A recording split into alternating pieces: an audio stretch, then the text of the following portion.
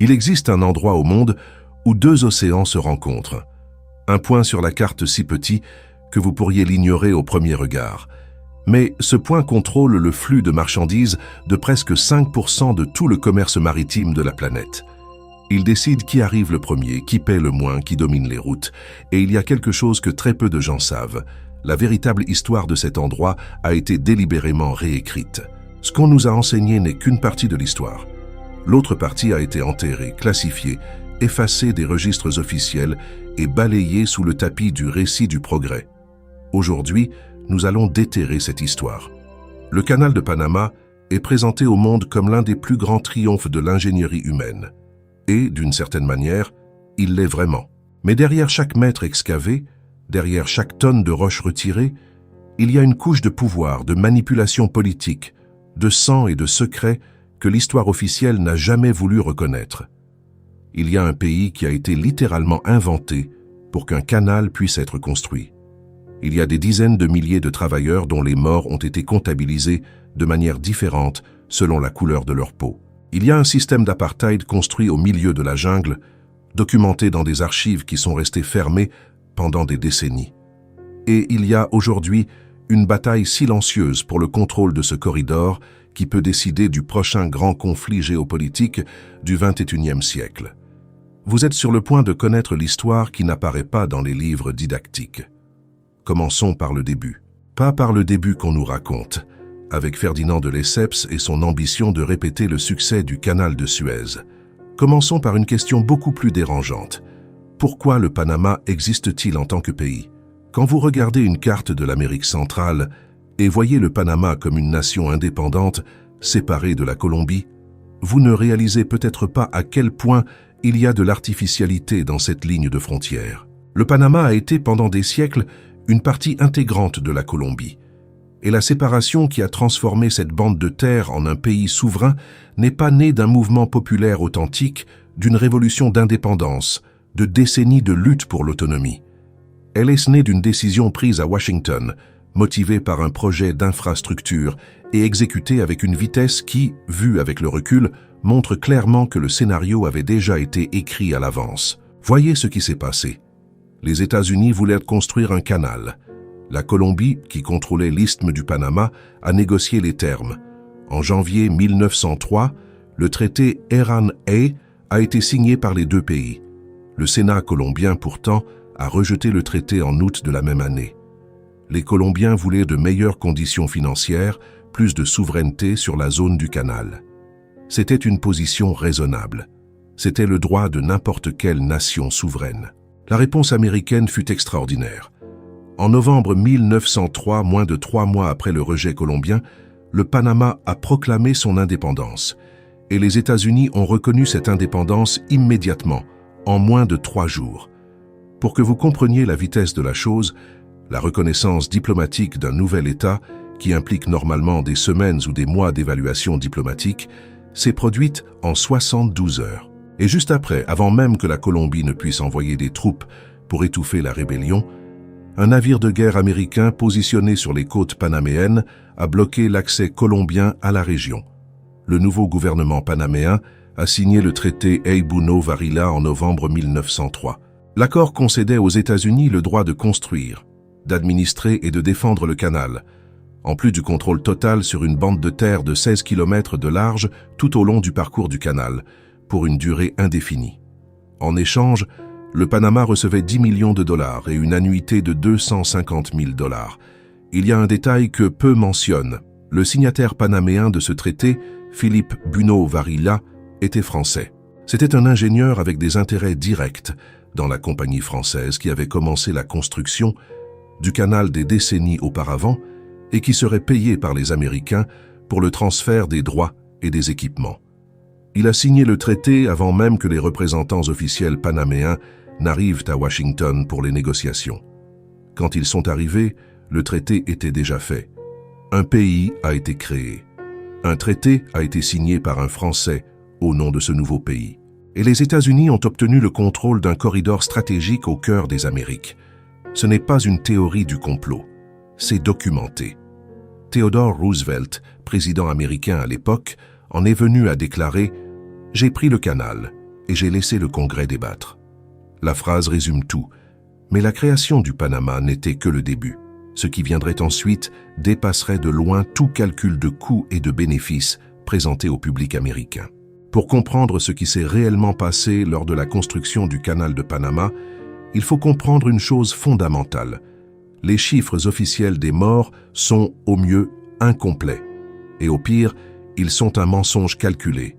L'histoire officielle dit que, pendant la phase américaine de construction, entre 1904 et 1914, environ 5600 personnes sont mortes. C'est un chiffre qui est cité dans les encyclopédies, dans les documentaires, dans les articles académiques. Et ce chiffre serait déjà assez percutant pour n'importe quel ouvrage d'ingénierie. Mais il y a un grave problème avec lui. Ce chiffre n'inclut pas tous les morts. Pendant la construction, les travailleurs étaient divisés en deux groupes que nous verrons en détail tout à l'heure. Mais pour l'instant, il suffit de dire qu'ils recevaient un traitement médical de qualité dramatiquement différente. Les registres de mortalité étaient tenus séparément. Les morts d'un groupe étaient comptabilisés avec précision. Les morts de l'autre groupe étaient enregistrés de façon beaucoup moins rigoureuse, souvent avec des causes génériques, sans nom, sans dates exactes, sans adresse ou famille notifiée. Des chercheurs qui ont analysé les archives hospitalières, les registres des cimetières de la zone du canal et les rapports administratifs internes sont arrivés à des estimations très différentes des chiffres officiels. Certains calculent que, rien que pour la phase américaine, les morts réels peuvent avoir atteint 22 000. Quand nous ajoutons la phase française, qui fut un désastre humain de proportions encore plus grandes, les calculs placent le total entre 25 000 et 30 000 personnes. Pour que vous ayez une comparaison, la construction des pyramides de Gizeh, sujet de débat passionné sur le coût humain de l'Antiquité, est fréquemment associée à un débat sur le nombre de travailleurs et les conditions auxquelles ils ont été soumis. Le canal de Panama, construit il y a un peu plus de 100 ans, avec une documentation extensive, avec des journalistes présents, avec une bureaucratie américaine fonctionnant, a produit une discrépance entre les chiffres officiels et les estimations indépendantes qui peut atteindre un facteur de 4. Pourquoi cette différence existe-t-elle? Pour répondre à cela, nous devons parler du système le plus brutal et le plus silencieux de la construction du canal de Panama. Un système qui, lorsqu'il a été finalement exposé dans toute sa dimension, a révélé que les constructeurs américains n'ont pas seulement apporté l'ingénierie dans la jungle panaméenne, ils ont aussi apporté la ségrégation raciale institutionnalisée.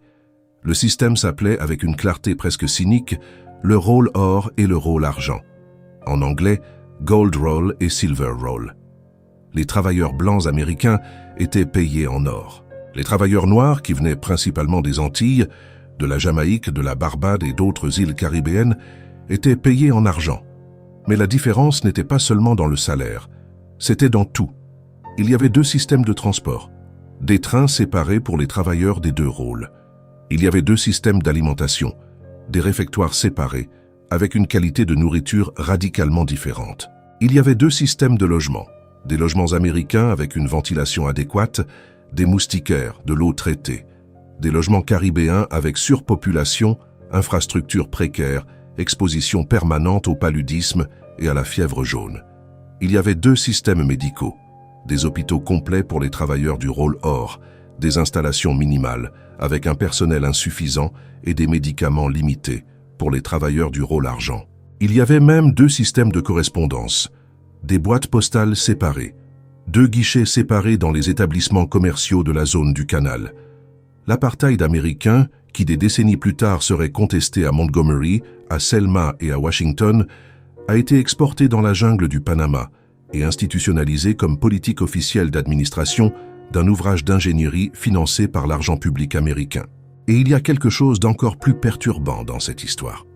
La majorité des travailleurs du rôle argent, ces hommes qui ont construit de leurs propres mains l'ouvrage qui changerait le commerce mondial, n'ont reçu aucune compensation quand ils ont été licenciés à la fin de la construction.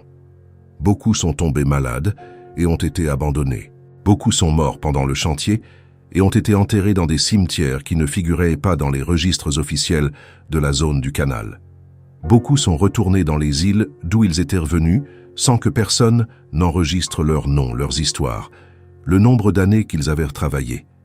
Pendant des décennies, la contribution de ces travailleurs caribéens a été pratiquement invisible dans le récit officiel de la construction du canal. Les documentaires parlaient des ingénieurs américains, des médecins américains, du président américain. La force de travail qui a déplacé la terre, qui a poussé les wagons, qui a manié les explosifs dans la coupe Culebra, était une note de bas de page quand elle apparaissait. Cette invisibilité n'a pas été accidentelle, elle a été construite. Et maintenant, nous arrivons au point où l'histoire technique et l'histoire humaine se rencontrent d'une forme qui soulève des questions qui vont bien au-delà de ce que n'importe quel documentaire conventionnel sur le canal de Panama est disposé à examiner. Qu'était-ce au final que la coupe Culebra, appelée aujourd'hui coupe Gaillard, en hommage à l'ingénieur américain qui a supervisé l'opération? La coupe Culebra est la section la plus impressionnante de tout le canal. C'est une tranchée de presque 13 km de long, excavée à travers une chaîne de montagnes au cœur du Panama. Pour ouvrir ce chemin, plus de 183 millions de mètres cubes de terre et de roches ont été retirés. Pour que vous visualisiez cette quantité, ce serait suffisant pour remplir le plus grand stade de football du monde plus de 100 fois. Cela a été fait entre 1904 et 1913, avec la technologie du début du XXe siècle. Les ingénieurs ont utilisé des explosifs, des excavatrices à vapeur, des marteaux-piqueurs et surtout des trains. Un système ferroviaire interne au chantier qui déplaçait la terre retirée à une vitesse industrielle. En un seul jour de pic de production, plus de 68 trains ont été utilisés pour transporter le matériel excavé. Mais il y avait un problème que nulle machine ne réussissait à résoudre. Les parois s'effondraient constamment. La roche de la région, appelée diabase, était imprégnée d'eau, fracturée par des siècles d'activité géologique. Quand l'excavation perturbait l'équilibre des couches, des sections entières de parois glissaient simplement à l'intérieur de la coupe. Un glissement en 1907 a enterré machines, rails et travailleurs qui n'avaient pas encore réussi à sortir. Un autre en 1913, quelques mois avant l'ouverture du canal, a poussé 2 millions de mètres cubes de terre de retour à l'intérieur de la coupe qui avait mis des années à être ouverte. La bataille contre la géologie a duré des décennies après l'ouverture du canal. Des glissements ont continué à se produire tout au long de presque tout le XXe siècle. Certains ont fermé le canal temporairement. Un glissement en 1974 a bloqué le trafic pendant des jours. Un autre en 1986 a interrompu les opérations pendant 48 heures. Ce que les Américains ont fait dans la coupe Culebra fut, sous n'importe quelle perspective honnête, l'une des opérations d'ingénierie les plus audacieuses déjà réalisées dans l'histoire humaine. Et elle a été faite dans un délai qui, quand vous examinez les chiffres en détail, semble presque impossible pour la technologie disponible à l'époque. Cela soulève une question que le public qui suit cette chaîne connaît bien. Quand quelque chose semble impossible, il est toujours intéressant de se demander si nous comprenons l'histoire complète. Je ne suggère pas que des forces surnaturelles ou des technologies occultes ont été impliquées dans la construction du canal de Panama. Mais je suggère que le récit qui réduit cet ouvrage à une question d'ingénierie américaine réussie omet un ingrédient essentiel, une force de travail de dizaines de milliers de personnes retirées d'îles caribéennes, placées dans des conditions médiévales et consumées par l'ouvrage comme des pièces jetables d'une machine industrielle. Quand nous incluons ce coût humain réel dans l'équation, le miracle de l'ingénierie devient quelque chose de plus complexe, de plus sombre et beaucoup plus proche d'autres constructions monumentales de l'histoire qui ont aussi été érigées sur la souffrance de travailleurs que l'histoire officielle a préféré oublier. Mais la construction, aussi brutale qu'elle ait été, n'était que le premier chapitre. Le canal de Panama, quand il fut inauguré en août 1914, s'est immédiatement transformé en une arme. Pas au sens littéral, bien que le contrôle militaire de ces écluses fût une considération permanente des stratégistes américains. C'était une arme au sens géopolitique le plus profond. Qui contrôle le canal contrôle les routes. Qui contrôle les routes contrôle le temps. Qui contrôle le temps contrôle le commerce. Et qui contrôle le commerce a du pouvoir sur le monde. Les Américains ont compris cela avant de planter le premier explosif dans la coupe Culebra. Pendant la Première Guerre mondiale, le canal a été fermé aux navires des puissances ennemies et utilisé stratégiquement pour le mouvement du ravitaillement allié. Pendant la Seconde Guerre mondiale, la défense du canal est devenue l'une des principales priorités militaires américaines dans l'hémisphère occidental. Des installations anti-aériennes ont été construites. Des milices locales ont été entraînées.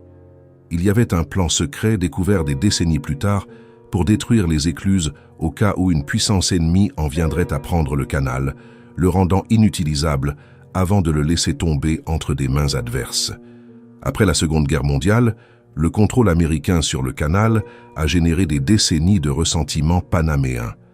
La zone du canal était, en pratique, une enclave américaine au cœur d'un pays souverain.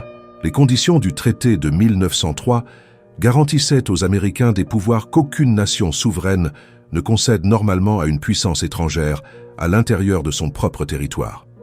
En 1964, les tensions ont explosé.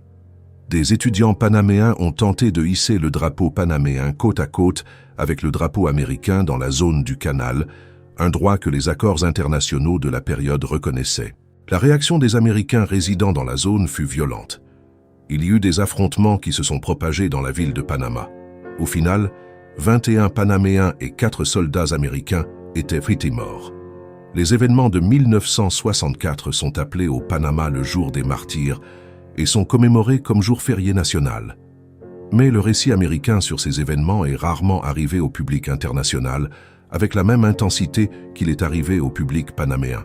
En 1977, après des années de négociations, les États-Unis et le Panama ont signé les traités Torrijos-Carter. L'accord prévoyait le transfert graduel du canal au contrôle panaméen, conclu le 31 décembre 1999. Ce fut un moment historique, et ce fut aussi le début d'une bataille silencieuse qui est encore menée aujourd'hui. Parce que quand le Panama a assumé le contrôle du canal, d'autres acteurs ont commencé à prêter attention d'une forme beaucoup plus intense. La Chine prêtait attention. Pour comprendre ce qui se passe aujourd'hui au canal de Panama, il faut comprendre la nature de la présence chinoise en Amérique latine et dans les Caraïbes durant les 3 dernières décennies. Ce n'est pas une présence fortuite ou purement commerciale. C'est une présence stratégique, planifiée avec des décennies d'avance, exécutée avec patience et financée avec une profondeur que très peu de pays au monde ont la capacité d'égaler. En 1997, 2 ans avant le transfert officiel du canal au Panama, une entreprise ayant des liens avec le gouvernement de Pékin a obtenu le contrat d'exploitation des 2 ports les plus stratégiques du canal, le port de Balboa du côté du Pacifique et le port de Cristobal du côté de l'Atlantique, c'est-à-dire les 2 portes d'entrée et de sortie du canal. Pensez-y avec soin. Le Panama n'avait pas encore assumé le contrôle total du canal, qu'une entreprise liée au gouvernement chinois contrôlait déjà les 2 principaux ports aux extrémités de ce passage stratégique. Et ce contrat a été renouvelé, étendu, et la présence chinoise dans la région portuaire panaméenne a grandi de manière constante les années suivantes. En 2017, le Panama a rompu ses relations diplomatiques avec Taïwan et a reconnu la République populaire de Chine. Ce fut le premier pays d'Amérique centrale à le faire. Le mouvement a été interprété par les analystes comme faisant partie d'un accord plus large, où reconnaissance diplomatique se mélange avec investissement en infrastructures, accords commerciaux et inévitablement influence politique. Aujourd'hui, des entreprises ayant des liens directs ou indirects avec l'État chinois ont une participation dans des opérations portuaires, dans des projets d'infrastructures et dans des initiatives de développement dans plusieurs parties du Panama. La stratégie de la route de la soie, le gigantesque projet d'infrastructure globale du gouvernement chinois, a dans le canal de Panama l'un de ses nœuds les plus critiques dans l'hémisphère occidental. Et les Américains l'ont remarqué. Au début de 2025, des déclarations publiques de hauts fonctionnaires américains ont de nouveau placé le canal de Panama au centre du débat géopolitique global.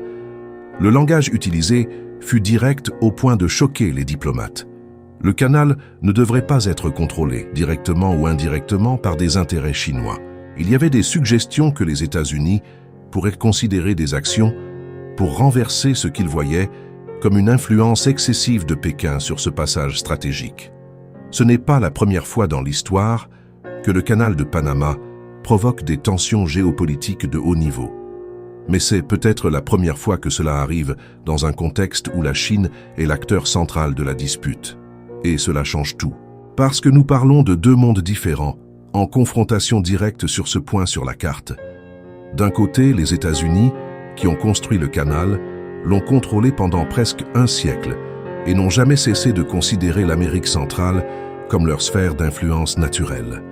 De l'autre côté, la Chine, qui a un plan d'infrastructure globale, de l'argent presque illimité pour le financer, et une patience stratégique qui se mesure en décennies, pas en cycles électoraux.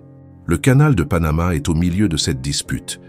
Et il y a une troisième dimension de cette histoire qui a été systématiquement ignorée dans les débats sur le futur du canal, la dimension environnementale.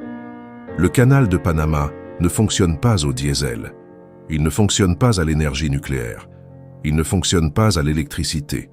Il fonctionne à l'eau. De l'eau douce provenant des pluies tropicales qui alimentent le lac Gatun et les autres réservoirs du système. Chaque fois qu'un navire passe par les écluses, environ 200 millions de litres d'eau douce sont consommés et rejetés dans l'océan. 100 navires par jour, multipliés par 200 millions de litres. Les chiffres sont astronomiques. Pendant des décennies, cela n'a pas été un problème parce que le Panama a l'un des taux de précipitation les plus élevés au monde. Les pluies étaient abondantes et régulières. Le système a été conçu pour travailler à l'intérieur de ce régime de pluie. Mais le climat change. En 2023, le Panama a subi l'une des pires sécheresses de l'histoire récente de la région. Le niveau du lac Gatun a chuté au point de forcer l'autorité du canal de Panama à mettre en œuvre des restrictions sévères au trafic. Des navires ont été limités dans leur capacité de charge pour passer par le canal. D'autres ont été obligés d'attendre dans la file pendant des jours avant de réussir à passer. À certains moments, il y avait plus de 100 navires attendant aux deux extrémités du canal. Les chaînes d'approvisionnement globales ont ressenti l'impact. Des fabricants d'automobiles en Europe attendaient des composants qui n'arrivaient pas. Des supermarchés dans des villes américaines ont remarqué des pénuries ponctuelles. Les transporteurs maritimes ont commencé à calculer des routes alternatives, incluant le passage par l'extrémité sud de l'Amérique du Sud, qui ajoute des semaines à n'importe quel voyage entre l'Asie et l'Atlantique. Cela n'a pas été largement rapporté comme ce que c'était de fait, un signal que l'un des piliers du commerce global peut être en train de devenir vulnérable d'une forme que nul traité, nulle diplomatie et nul accord d'exploitation portuaire ne peut résoudre. La logique du canal de Panama a été construite sur une prémisse climatique, et cette prémisse est en train d'être défiée. Si les sécheresses deviennent plus fréquentes et plus intenses, comme les modèles climatiques suggèrent que cela arrivera avec l'Amérique centrale dans les prochaines décennies, le canal affrontera une crise structurelle qui va bien au-delà des disputes géopolitiques entre Washington et Pékin. Ce sera une crise de survie de l'infrastructure en soi. Les gestionnaires du canal le savent. Des études internes de l'autorité du canal de Panama discutent de scénarios de restrictions chroniques de trafic, de nouveaux projets de captage et de stockage d'eau, de changements dans les modèles opérationnels. Mais ces discussions se passent loin des caméras, loin des journaux, loin du débat public international. Le monde dépend du canal de Panama, et le canal de Panama dépend de la pluie. C'est peut-être la vulnérabilité la plus profonde de tout le système qui a été construit sur ce point sur la carte. Mais il y a encore une dernière dimension de cette histoire que nous devons examiner avant d'arriver à n'importe quelle conclusion. Une dimension qui connecte tout ce que nous avons vu jusqu'ici, la construction artificielle d'un pays, le coût humain délibérément sous-estimé, l'apartheid industriel exporté dans la jungle, la bataille géopolitique entre superpuissances, la fragilité climatique. Cette dimension est la question de ce que le canal de Panama nous dit sur comment le pouvoir fonctionne réellement dans le monde. Le récit officiel du canal de Panama est un récit de progrès. L'humanité a surmonté un obstacle naturel gigantesque. L'ingénierie a triomphé de la géographie. Le commerce s'est étendu. Le monde a rétréci. C'est un récit de victoire. Mais ce récit a été soigneusement construit pour cacher la mécanique réelle du pouvoir qui est derrière chaque décision qui a mené à l'ouverture de ce canal en 1914. Un pays a été inventé. Une constitution a été écrite avant que ce pays n'ait un gouvernement. Un traité a été signé au nom de ce pays par un étranger avec des intérêts financiers directs dans le résultat des négociations. Des dizaines de milliers de travailleurs caribéens ont été recrutés avec des promesses de salaires meilleurs et ont trouvé des conditions qui tuaient dans des nombres que personne ne voulait comptabiliser. Un système de ségrégation raciale a été importé d'un pays qui n'avait pas encore aboli légalement la ségrégation et installé comme politique officielle dans une zone qui était, en pratique, hors de toute juridiction légale qui pourrait le contester. Et quand tout cela fut conclu, le résultat fut présenté au monde comme un triomphe de la civilisation. C'est une opération de récit qui, quand elle est vue avec une distance suffisante, révèle quelque chose de perturbant sur comment les grands projets de pouvoir ont toujours été présentés au public comme des projets de progrès. Ce n'est pas une réflexion abstraite. C'est une question concrète sur comment nous interprétons l'histoire et qui a décidé ce qui mérite d'être rappelé. Parce qu'aujourd'hui, quand nous regardons le canal de Panama, que voyons-nous? Nous voyons un ouvrage d'ingénierie impressionnant. Nous voyons un corridor stratégique disputé par des superpuissances. Nous voyons une infrastructure critique menacée par les changements climatiques. Nous voyons les fantômes de dizaines de milliers de travailleurs dont les noms n'ont jamais été gravés sur aucun monument. Nous voyons un pays créé par un décret externe qui navigue encore aujourd'hui entre la souveraineté formelle et les pressions réelles d'acteurs beaucoup plus grands que lui. Et nous voyons, peut-être plus clairement que n'importe où ailleurs dans le monde, la ligne où l'ingénierie et le pouvoir se rencontrent. Le canal de Panama n'est pas seulement une blessure artificielle sur la Terre, c'est aussi un miroir. Et si vous regardez avec assez d'attention à l'intérieur de lui, vous verrez refléter une image de la forme dont le monde fonctionne réellement, avec des projets milliardaires qui ont toujours plus de couches que la surface ne permet de voir, avec des récits de progrès qui contiennent toujours en eux des histoires d'exploitation qu'on a préféré ne pas raconter, et avec des batailles pour le contrôle de routes et de ressources qui ne finissent jamais, qui changent seulement d'acteurs. Aujourd'hui, les États-Unis et la Chine se disputent ce point sur la carte où deux océans se touchent presque. Demain, quand la sécheresse réduira le niveau du lac Gatun et que les navires seront obligés de contourner le sud du continent américain, de nouvelles routes surgiront, de nouveaux corridors stratégiques seront disputés et de nouveaux pays pourront être inventés ou redéfinis au gré des nécessités des puissances qui ont besoin de ces passages. Le canal de Panama fut un choix. Comme tout grand ouvrage de pouvoir, ce choix a eu des gagnants et des perdants. Les gagnants ont été célébrés, photographiés, honorés par des bustes et des plaques commémoratives. Les perdants ont été enterrés dans des cimetières sans nom, sur les rives d'un canal qui les a consumés et ne les a pas reconnus. Et tandis que le monde regarde les colonnes des noms des leaders américains qui ont supervisé la construction, il y a une question qui reste sans réponse satisfaisante.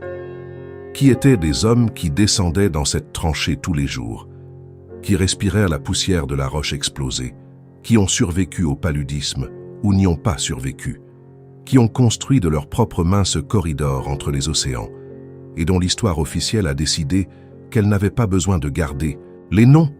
Cette question n'a pas de réponse dans les documents officiels et c'est peut-être exactement pour cela qu'elle doit continuer à être posée. Le canal de Panama est ouvert, les navires passent, le commerce coule, les superpuissances se disputent, le lac rétrécit, et le monde qui a été érigé sur ce choix de 1903 continue de tourner de plus en plus vite sur l'axe de ce point minuscule sur la carte où deux océans tentent encore de se séparer. Pour l'instant, l'ingénierie maintient ce point. Pour l'instant, l'eau monte encore. Pour l'instant, les portes s'ouvrent encore. Mais les questions que l'histoire a occultées ne se sont jamais refermées tout à fait. Et si nous arrivons à la fin de ce documentaire avec plus de questions que quand nous avons commencé, c'est parce que l'histoire véritable n'est jamais assez simple pour tenir dans un récit de triomphe. Elle est beaucoup plus complexe. Elle est beaucoup plus humaine. Et elle est, pour cela même, beaucoup plus perturbante.